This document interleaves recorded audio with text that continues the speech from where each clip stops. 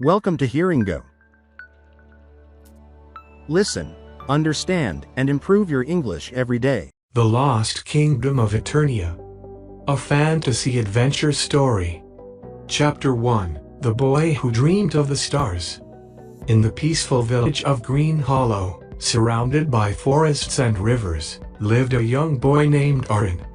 He was 16 years old, curious about everything, and unlike most villagers, he dreamed of exploring the world beyond the mountains.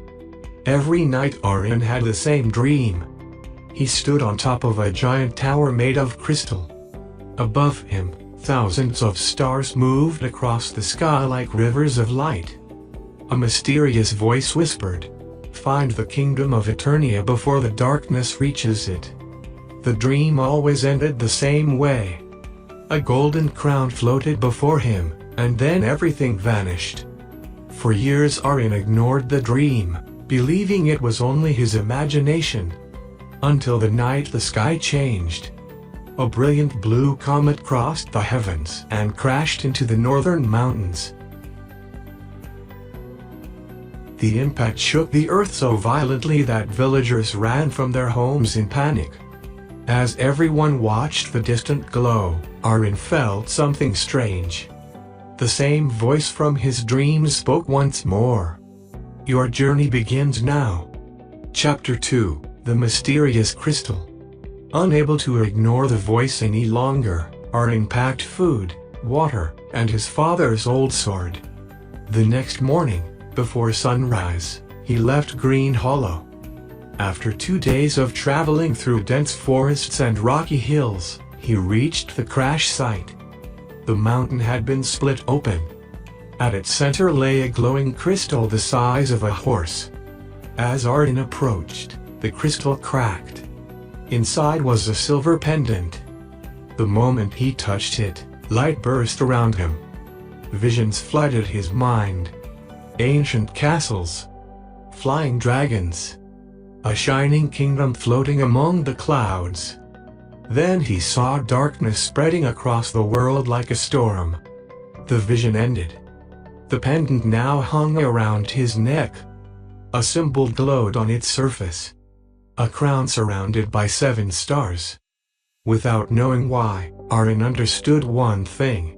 The kingdom of Eternia was real. And it was in danger. Chapter 3. New Friends. While traveling toward the capital city of Valeria, Arin encountered a group of bandits attacking a merchant caravan. Though frightened, he rushed to help. The fight didn't last long. Not because of Arin's sword skills, but because a young woman suddenly appeared and defeated the bandits with incredible speed. She wore leather armor and carried 2 daggers. "My name is Lyra," she said. The merchant thanked them both and offered a reward. During their conversation, Lyra noticed Arin's pendant. Her eyes widened. "Where did you get that?" Arin explained everything. To his surprise, Lyra didn't laugh. Instead she said quietly, "My grandfather used to tell stories about that symbol." "You know what it means?" Arin asked. She nodded. "It belongs to the Guardians of Eternia." Realizing their paths were connected, Lyra agreed to join him. Neither knew it yet, but their friendship would change the fate of the world. Chapter 4. The Wizard of Silver Peak. Weeks later they reached Silver Peak Mountain. There lived an ancient wizard named Eldros. Legends claimed he was over 300 years old. Finding him was not easy. The wizard's tower was hidden behind magical illusions. When they finally arrived, Eldros seemed unsurprised. "I have been expecting you," he said. Arin stared. "How?" "The stars told me." The wizard examined the pendant carefully. His expression grew serious. "The Shadow Lord has awakened." The room became silent. "The Shadow Lord?" Lyra asked. Eldros nodded. "Thousands of years ago he nearly destroyed Eternia. 7 guardians united to defeat him. He pointed toward the pendant. That relic belonged to their leader. Arin swallowed nervously.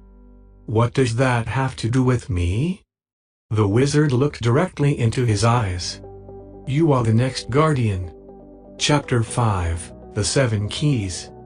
According to ancient records, Eternia could only be reached using 7 magical keys scattered throughout the world. Each key was hidden in a dangerous location. The first key rested inside the Cavern of Echoes. The second beneath the Sea of Storms. Others were hidden in deserts, volcanoes, and forgotten ruins. Arin, Lyra, and Eldros began their quest. The Cavern of Echoes tested courage. The Sea of Storms tested wisdom. The Desert of Mirrors tested honesty. Each challenge forced them to confront their fears. Months passed. Slowly they gathered key after key. Yet with every victory, strange shadows followed them. The Shadow Lord's servants had discovered their mission. And they were watching. Chapter 6, The Black Night. One evening, while camping near the Frostlands, the group was attacked. A rider emerged from the darkness. His armor was black as midnight. His sword radiated dark energy. He introduced himself simply as Darius, the Black Knight, one of the Shadow Lord's most powerful generals. The battle was fierce. Arin fought bravely but was no match for Darius. Within minutes he was defeated.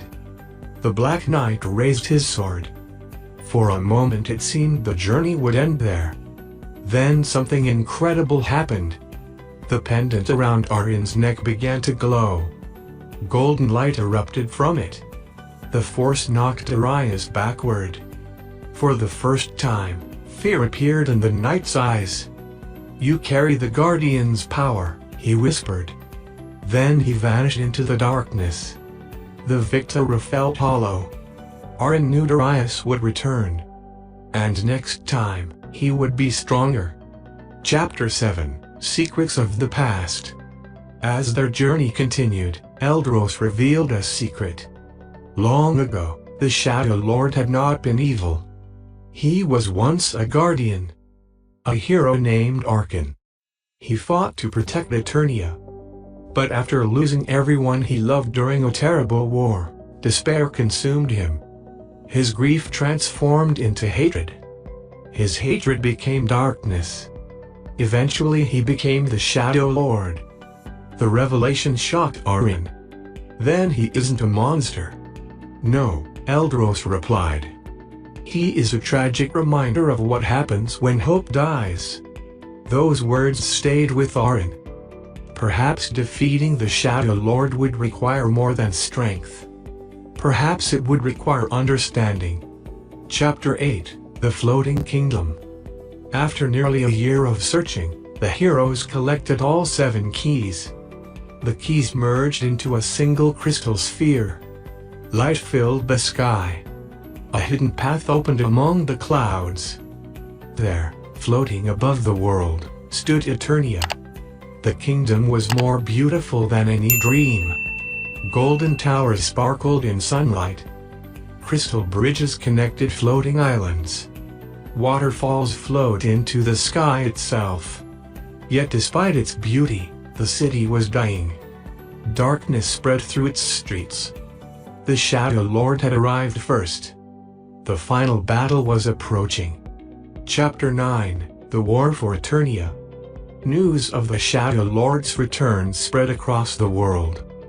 Kings, warriors, mages, and adventurers traveled to Eternia. An enormous alliance formed. The greatest army in history. The battle began at dawn. Dragons fought in the skies. Magic illuminated the clouds. Thousands clashed across the floating bridges. Arin fought alongside Lyra and Eldros. Despite their efforts, the Shadow Lord's forces continued advancing. The darkness seemed endless. One by one, heroes fell. Hope began fading. Exactly as the Shadow Lord intended. Chapter 10, The final confrontation. At the center of Eternia stood the Crystal Palace. There Arin finally faced the Shadow Lord. The ruler of darkness sat upon a black throne. His eyes glowed like dying stars. "So," he said calmly, "the new guardian has come." Arin raised his sword. "It ends today." The Shadow Lord laughed sadly. That is what every guardian believed. Their battle shook the palace. Energy exploded around them. Walls shattered. The sky trembled. But throughout the fight, Arin noticed something. The Shadow Lord wasn't fighting with hatred. He was fighting with sorrow. An endless sorrow that had lasted centuries. Finally Arin lowered his sword. The Shadow Lord paused. "Why do you stop?" "Because I understand." The words echoed through the palace. "You lost everything." For the first time, the Shadow Lord seemed surprised. "I know what loneliness feels like," Arin continued. "But destroying the world won't bring back what you've lost." Silence followed. Then something remarkable happened. The darkness surrounding the Shadow Lord weakened. Memories flooded the room. Images of his lost family, his friends, his former life as a hero. For centuries he had buried those memories beneath anger. Now he faced them again. Tears filled his eyes. The darkness began breaking apart. Chapter 11. The Light Returns. The Crystal Palace glowed with golden energy. The pendant floated from Arin's neck. Light surrounded both him and the Shadow Lord. The ancient curse that had corrupted Arin for thousands of years finally shattered. Darkness dissolved into the air. The war outside stopped instantly. Shadow creatures vanished. The sky cleared. Sunlight returned. The Shadow Lord was gone. In his place stood Arin. Not a monster. Simply a tired old guardian. He smiled sadly. "Thank you." Then he disappeared into the light. At last, he was free. Epilogue. A new age. Peace returned to the world. Eternia was restored. Its floating cities became symbols of unity. Arin was offered a throne. He refused. Instead, he chose to travel. There were still countless lands to explore. Countless people to help. Lyra joined him. Eldros returned to his tower, though he promised they would meet again. Years later, children across the world would hear stories of the boy from Green Hollow. The boy who became a guardian. The boy who saved Eternia not through power alone, but through compassion. Because sometimes the greatest heroes are not those who defeat darkness. They are those who remind others how to find the light again. And so the legend of Arin, guardian of Eternia, lived on for generations. Whenever people looked up at the stars, they remembered his story. A story of courage. A story of friendship. A story of hope. And as long as hope remained, the light of Eternia would never fade.